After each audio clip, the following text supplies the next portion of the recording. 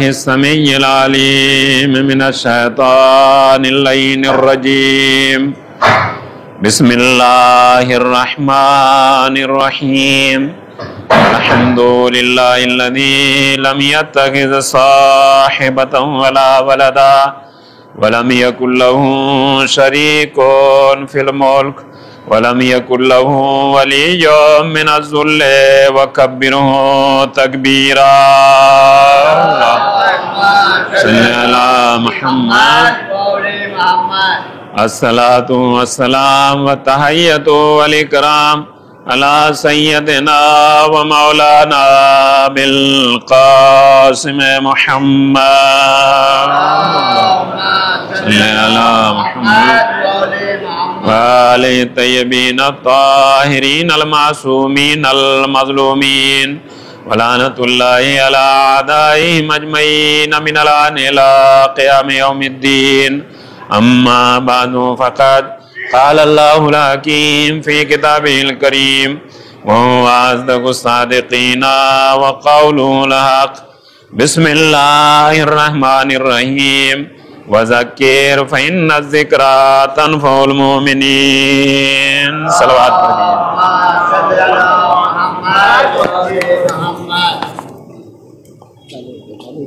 قرآن کریم کے سورہ ذاریات کی آیت نمبر 55 ہے جس میں پروردگار عالم یہ اعلان کر رہا ہے میرے حبیب یاد دلاتے رہیے چونکہ یاد دلانا مومنین کے حق میں فائدہ مند ہے۔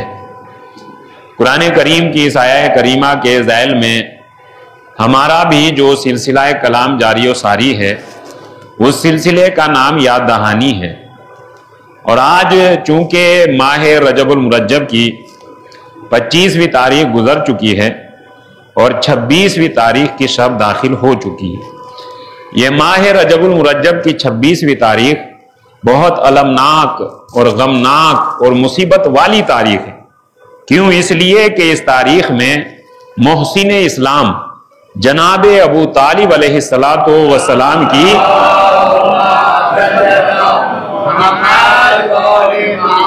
وفات کی تاریخ ہے۔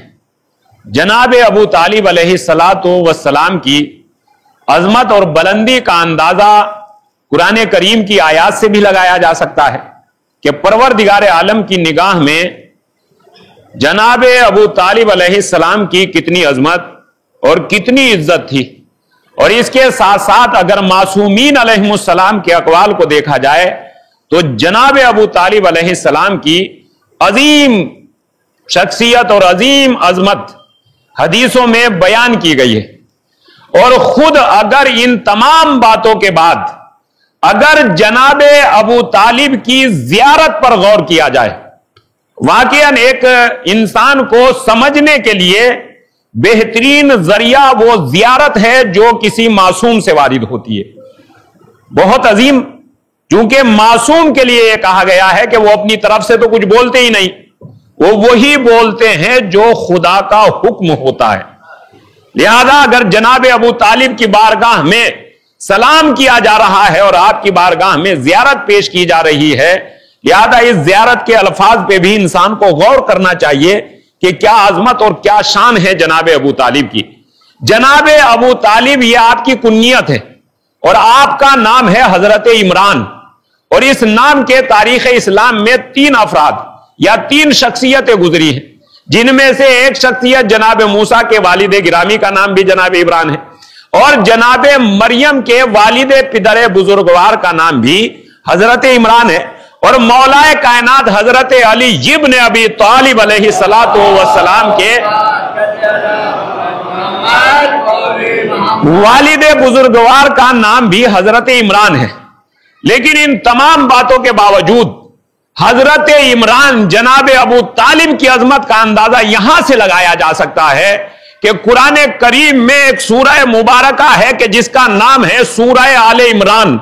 یہ سورہ آل عمران میں جناب ابو طالب اور جناب ابو طالب کی آل کے وہ فضائل بیان کیے گئے ہیں کہ جو روز قیامت تک روشن سورج کی طرح چمکیں گے۔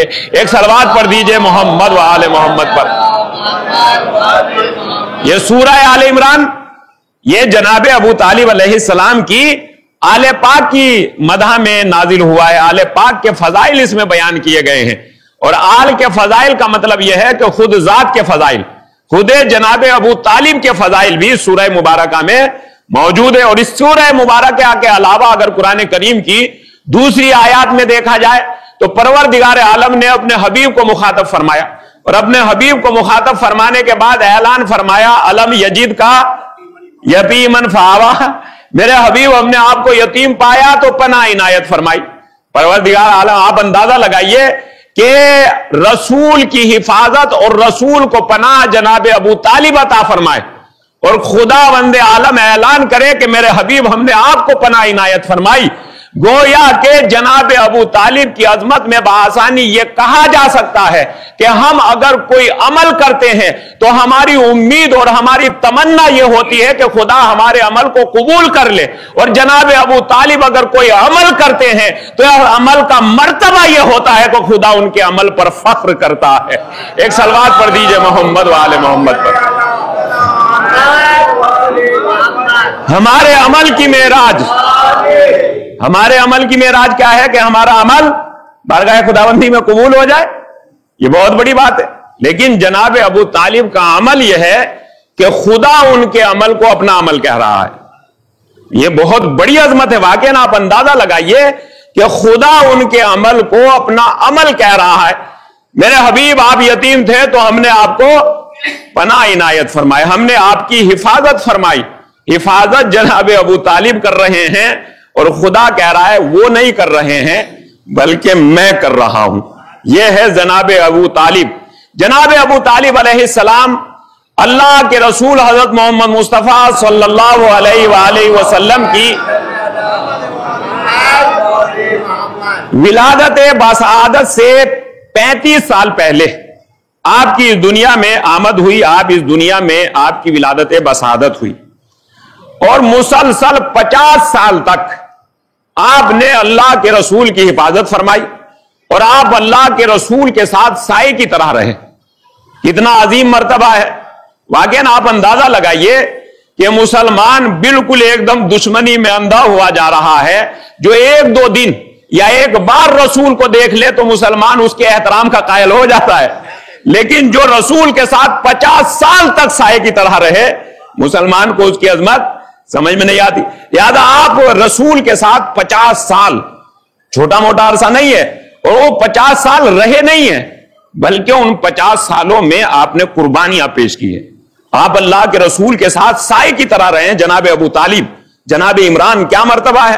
جناب ابو طالب آپ جانتے ہیں کہ اللہ کے رسول جب اس دنیا میں آئے تو آپ کے سر پر والد بزرگوار کا سایہ نہیں تھا. جناب عبداللہ اس دنیا سے انتقال فرما گئے تھے، اور آپ کی پرورش آپ کے دادا جناب عبد المطلب نے فرمائی. اللہ کے رسول کی پرورش. اور جب جناب عبد المطلب کو یہ محسوس ہوا کہ اب میری زندگی کا آخری وقت ہے، میں تقریباً مالک کی بارگاہ کی طرف جانے والا ہوں، تو جناب عبد المطلب نے اپنے تمام بیٹوں کو جمع کیا، اور جمع کرنے کے بعد کیا کہا. جناب عبد المطلب نے ایک سوال کیا. سوال کیا کیا؟ من کلفا محمد صلی اللہ علیہ وآلہ وسلم. ایک صلوات پڑھ دیجئے. ایک سوال کیا جناب عبد المطلب نے، اپنے سارے بیٹوں کو جمع کیا، اور جمع کرنے کے بعد کیا سوال کیا؟ تم میں سے کون ہے کہ جو محمد مصطفیٰ کی کفالت کرے گا؟ کون ہے تم میں سے؟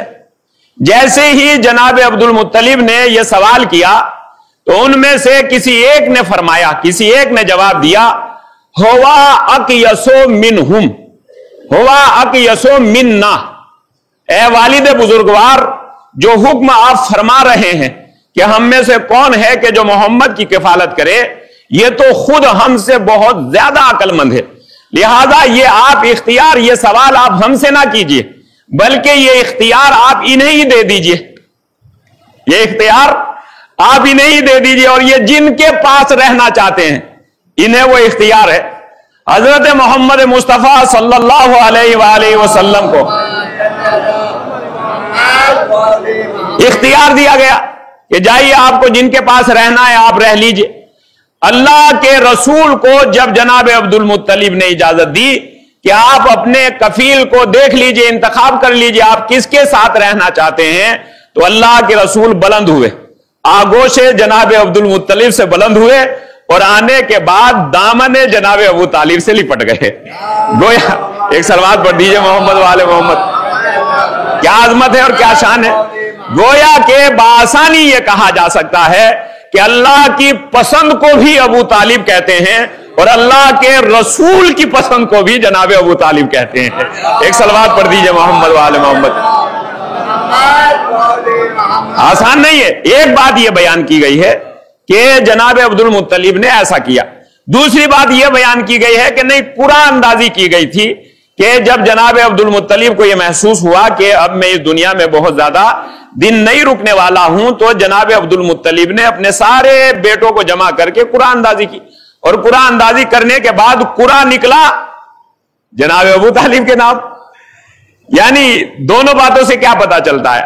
دونوں باتوں سے بالکل یہی بات پتا چلتی ہے کہ اگر اختیار رسالت کو دیکھا جائے تو رسول کی پسند بھی جناب ابو طالب ہے، اور اگر قرے والی روایت کو دیکھا جائے تو اس میں یہ قرآن خود ہی نہیں نکلا ہے بلکہ یہ قرآن خدا نے نکالا ہے، تو اس میں بھی جناب ابو طالب کی عظمت اور معیار کا پتہ چلتا ہے۔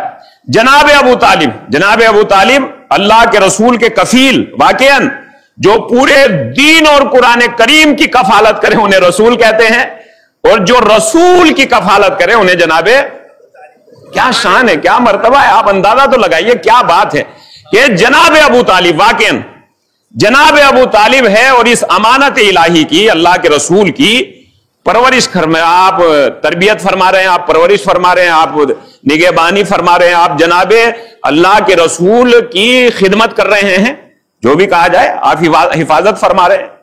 اور جناب ابو طالب، اس میں یہ ہوا کہ دیکھیے ہوشیاری اور منصوبہ بندی وہ آج ہی نہیں ہے بلکہ پرانے زمانے سے ہوتی ہوئی آ رہی ہے۔ اس میں یہ ہوا کہ مشرکین مکہ نے ایک منصوبہ بنایا، اور منصوبہ کیا بنایا؟ منصوبہ یہ بنایا کہ ایک بہت ہی خوبصورت سا بچہ کہ جس کا نام عمارہ یا عمادہ لکھا ہے، انہیں لے کر جناب عبداللہ کے پاس آئے مشرکین مخالفین، اور آنے کے بعد کہا کہ یا ابا طالب، اے ابو طالب، اگر آپ کو بچے ہی پالنے کا شوق ہے تو اسے پال لیجئے اور انہیں ہمیں دے دیجئے۔ واقعاً جناب ابو طالب کی اس زیرکی پر قربان جناب ابو طالب نے کیا فرمایا؟ جناب ابو طالب نے فرمایا کہ تم مجھے اپنا بچہ پالنے کے لیے دو اور میں تمہیں اپنا بیٹا قربان اور قتل کرنے کے لیے دے دوں۔ یہ تو ہو ہی نہیں سکتا، ممکن ہی نہیں ہے۔ اور پھر ایک جملہ ارشاد فرمایا، واقعاً آپ اندازہ لگائیے بصیرت جناب ابو طالب، پھر آپ نے ایک جملہ ارشاد فرمایا کہ اس بچے کی تو اوقات ہی کیا ہے، اگر دنیا کے تمام ساز و سامان کے ساتھ پوری دنیا مجھے لا کر دے دی جائے تو میں اپنے بیٹے محمد کا ایک ناخون بھی تمہیں دینے کے لیے تیار نہیں ہوں۔ کیا ارشاد فرمایا کہ اس کی تو اوقات ہی کیا ہے، کس کے بدلے میں مقابلہ کر رہے ہو؟ بدلے میں کسے لے کے آئے ہو؟ ایک بچے کو؟ اگر پوری دنیا اپنے ساز و سامان کے ساتھ مجھے دے دی جائے تو اس کے بدلے میں اپنے محمد کا ایک ناخون دینے کے لیے تیار نہیں۔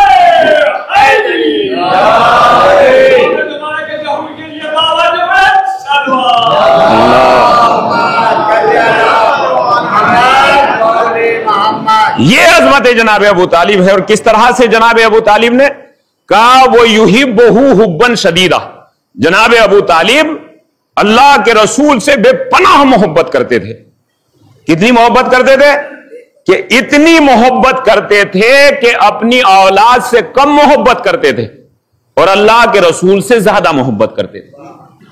اتنی محبت کرتے تھے جناب ابو طالب، کن سے؟ اللہ کے رسول سے۔ کتنی محبت کرتے تھے؟ آپ سوچ سکتے ہیں کہ ایسا بھی دنیا میں کوئی باپ ہو سکتا ہے کہ جو اپنی اولاد سے کم محبت کرے اور اللہ کے رسول سے زیادہ محبت کرے؟ یہ جناب ابو طالب ہے، ایسا کرتے تھے جناب ابو طالب۔ اور جناب ابو طالب کی سیرت میں اور آپ کی زندگی اور حیات طیبہ میں یہ بات لکھی ہوئی ہے، لا ینام جناب ابو طالب اس وقت تک سوتے نہیں تھے جب تک اللہ کے رسول کو اپنے پہلو میں نہیں لٹا لیتے تھے۔ کیا کرتے تھے جناب ابو طالب؟ جناب ابو طالب اللہ کے رسول کو اپنے پہلو میں لٹاتے تھے۔ دیکھیے اللہ کے رسول کے سینے میں اسلام کا دل دھڑکتا ہے اور جناب ابو طالب کے سینے میں رسول کا دل دھڑکتا ہے۔ ایک صلوات پڑھ دیجئے محمد۔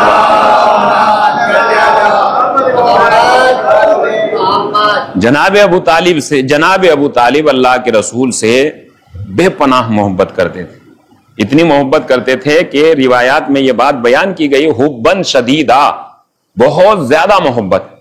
اور کیا کرتے تھے آپ کہ جب آپ کھانا کھلانے کے لیے بچوں کو بلاتے تھے تو کھانے میں اس بات کا خیال کرتے تھے کہ جب تک اللہ کے رسول کھانا شروع نہ کریں تب تک ان سے پہلے کوئی بھی کھانا شروع نہیں کرے گا۔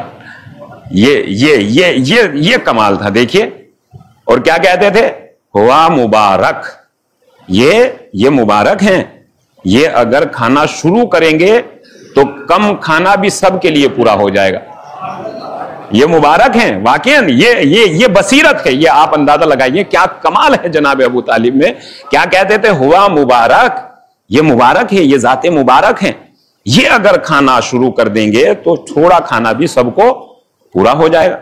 دیکھیے کھانا دعوت ذوالعشیرہ میں بھی زیادہ ہوا، پورا ہوا، اور کھانا جناب ابو طالب کے گھر میں بھی برکت آئی کھانے میں، مگر دونوں منظروں میں بڑا فرق ہے۔ جب کھانا وہاں زیادہ ہوا تو وہاں لوگوں نے جادو کہا، اور جب کھانا یہاں زیادہ ہوا تو یہاں جناب ابو طالب نے مبارک کہا۔ یہی فرق ہے ایمان اور کفر میں۔ ایمان کی سمجھ میں، کفر کی سمجھ میں معجزہ نہیں آتا، مگر ایمان اسی کرامت کو معجزے کا نام دیتی ہے۔ ایک صلوات پڑھ دیجئے محمد وآل محمد۔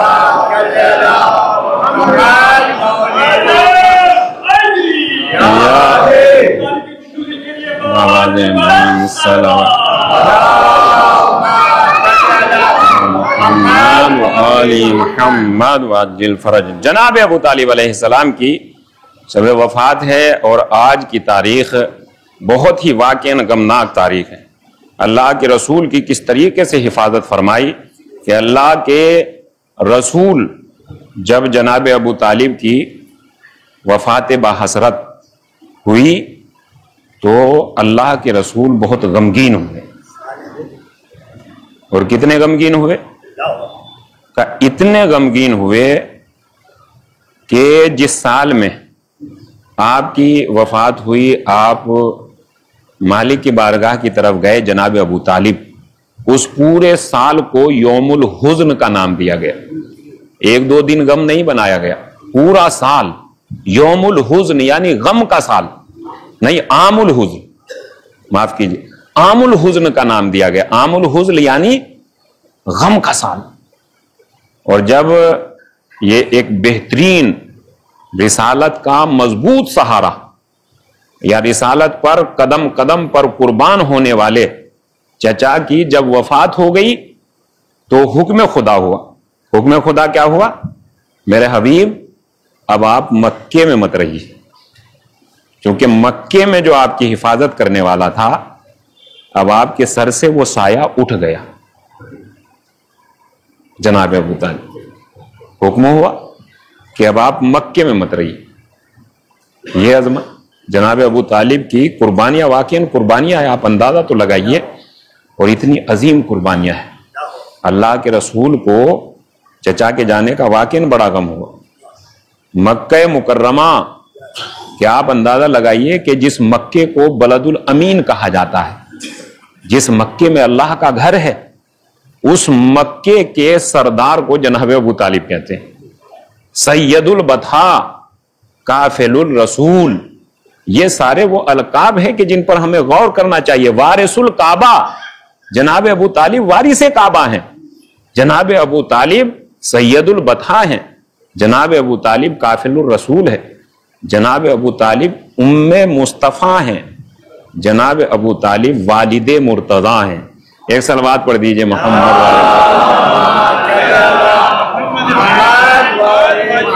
کیا شان ہے، کیا عظمت ہے۔ اور اللہ کے رسول کو یہ حکم دیا گیا کہ میرے حبیب اب آپ مکہ چھوڑ دیں۔ چچا کی وفات بحسرت ہوئی، اللہ کے رسول کو بڑا غم ہوا، آپ نے تجزیہ و تکفین کا انتظام کیا اور جسم مبارک کو سپرد خاک کیا۔ کرنے کے بعد آپ مسلسل غم مناتے رہے اور بے پناہ غم منایا، اور جب حکم خدا ہوا تو آپ نے مکہ چھوڑا، لیکن مکہ چھوڑتے ہوئے آپ کو یہ ساری باتیں یاد تھی کہ اس مکہ مکرمہ میں میرے چچا جناب ابو طالب کی کیا قربانیاں ہیں،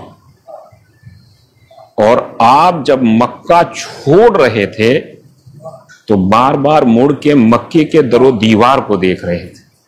اللہ کے رسول کو مکے سے بڑی الفت تھی، یوں ہی وطن نہیں چھوڑ دیا جاتا ہے، یہاں بہت سی یادیں ہوتی ہیں انسان کے ساتھ۔ اللہ کے رسول کے چچا کی جب وفات ہو گئی تو واقعی یہ وفات بڑی بحسرت وفات تھی، یہ اللہ کا حکم ہوا اب مکہ چھوڑ دیجئے، اور مکہ چھوڑنے کے بعد بھی مصیبتوں کا سلسلہ ختم نہیں ہوا، بلکہ اس وفات کے بعد پھر شہادتوں کا سلسلہ شروع ہوا۔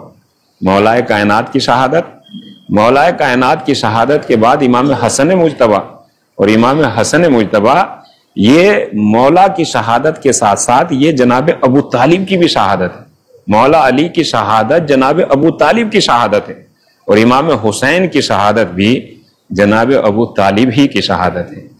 اسلام کو پالا بھی جناب ابو طالب نے ہے، اور اسلام کو بچایا بھی جناب ابو طالب نے ہے۔ امام حسین آئے میدان کربلا میں آ گئے، اور آنے کے بعد امام حسین نے جب حل من ناصر ینصرنا کی صدا بلند کی تو روایت میں یہ بات بیان کی گئی ہے کہ کوئی مسافر آیا تھا کربلا میں، کوئی مسافر تھا جو فرات پر اپنے گھوڑے کو پانی پلانا چاہتا تھا، لیکن جیسے ہی امام حسین کی آواز استغاثہ بلند ہوئی جانور نے پانی پینے سے روک دیا۔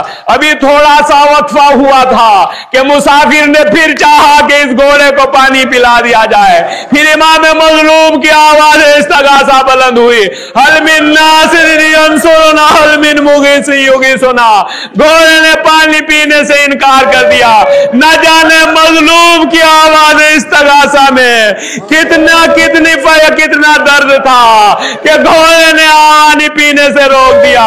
یہ آواز اگر حیوان تک پہنچی تو اس پر اثر انداز ہوئی، اگر کم سن بچے تک پہنچی تو جناب علی اصغر نے اپنے آپ کو جھولے سے گرا لیا۔ کوہرام برپا ہوا، امام حسین خیمے میں تشریف لائے اور آواز دی، بہن زینب ابھی بھائی زندہ ہے، رونے کی کیا وجہ ہے؟ جناب زینب نے کہا آپ کی آواز استغاثہ سن کر علی اصغر نے اپنے آپ کو خیمے سے لعنت اللہ علی قوم الظالمین۔